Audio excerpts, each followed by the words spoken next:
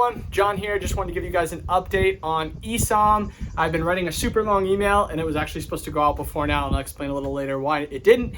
But yeah, we're at this point where the email is super long and there's all these details, and I was like, man, I know I would rather just get a little video so I know what to expect and then have the important bullet points below. That's way easier to digest, so I figured that's what I would do for you. So here you go. Here's a video explaining our next session. It's 25 days away, as Louis rightly noted earlier this morning. And so what do we need from you? We need you to register. Who?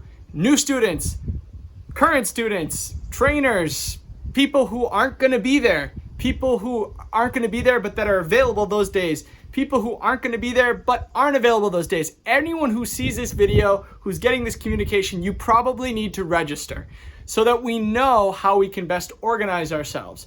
Because this time, most of us are going to be in Diablerie, some of us won't. So how do we have a session all together? Well, we may not be all together, but if we flip the classroom, we're actually going to be able to all take in the material and learn in a great way. And so this is what that means. It means that we need to take in the materials via video or books.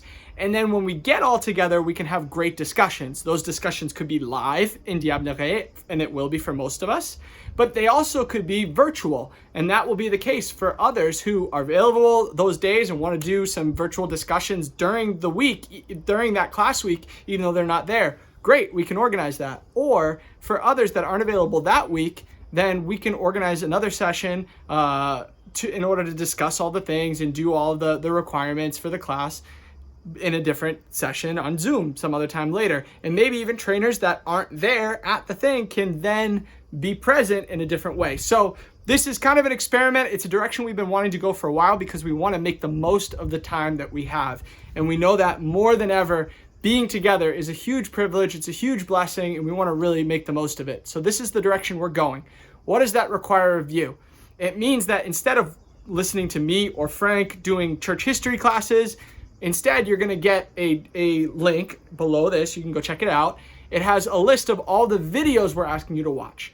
Now, these videos are short, between 6 and 8 minutes usually, and they're all little bite-sized things that add up to about 5 hours. But 5 hours, 25 days, you could bang it out in one day. You could do a little bit every day.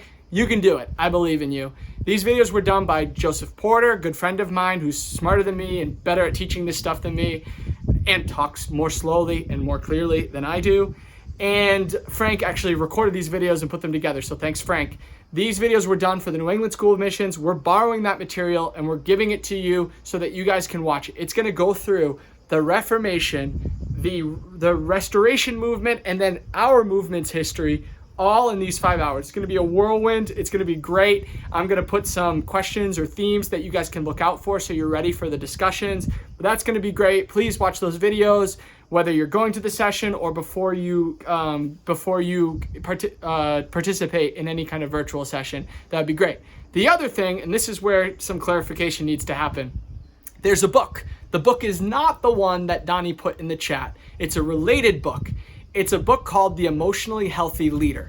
Not the devotional series, but just The Emotionally Healthy Leader. And this book is great. It's going to really help us as we get together and we can talk through our emotional health as leaders when we get there in session.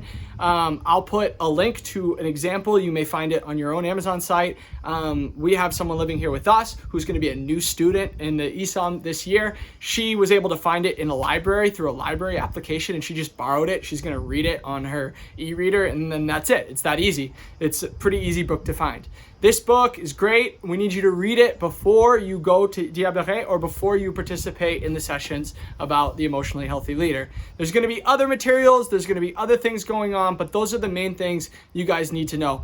Now, I want to apologize. I'm sorry that I meant to totally get all this stuff to you a few weeks ago. I was kind of under some deadlines trying to get on vacation. I thought I was going to be able to crunch it in, and I definitely should have been able to do that. And so I'm sorry, or I should have delegated. So I do sincerely apologize. One of the contributing factors and reasons why I wasn't able to get it out was a situation we had come up here in the week before we left for vacation with Massimo Guglielmi. He was diagnosed with leukemia.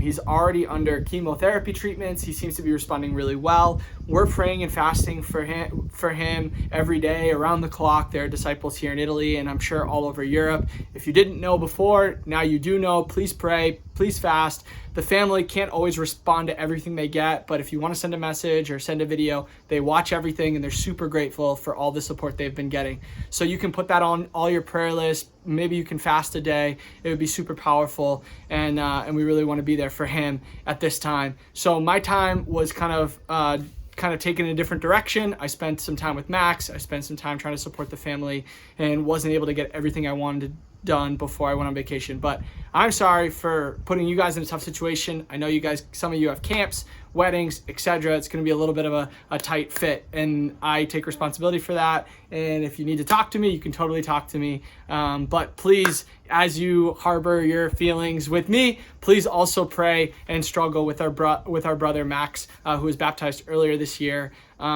He definitely would love your prayers and your fasting. And lastly, I wanted to add that Yarda is also in the hospital, I believe. I heard something, I saw some things, but I didn't actually hear it directly. But I believe that he could definitely use our prayers. It seemed like the doctors were kind of at a loss of how to sort of treat some of the things that are going on with him. He's, of course, one of the students in ESOM from Prague. And so we really want to be there for him. You can reach out to him or the people in Prague. You guys probably know more about it than I do at this point, but I know that I'm trying to, as I come back from vacation, figure out everything that's going on. And I saw something about that, so I wanted to mention that as well. I love you guys. Excited for the upcoming sessions. There's going to be a flurry of activity going on, but remember to register, watch the videos, get the book, read the book, be ready for the session. It's going to be great. Love you guys. Talk to you soon.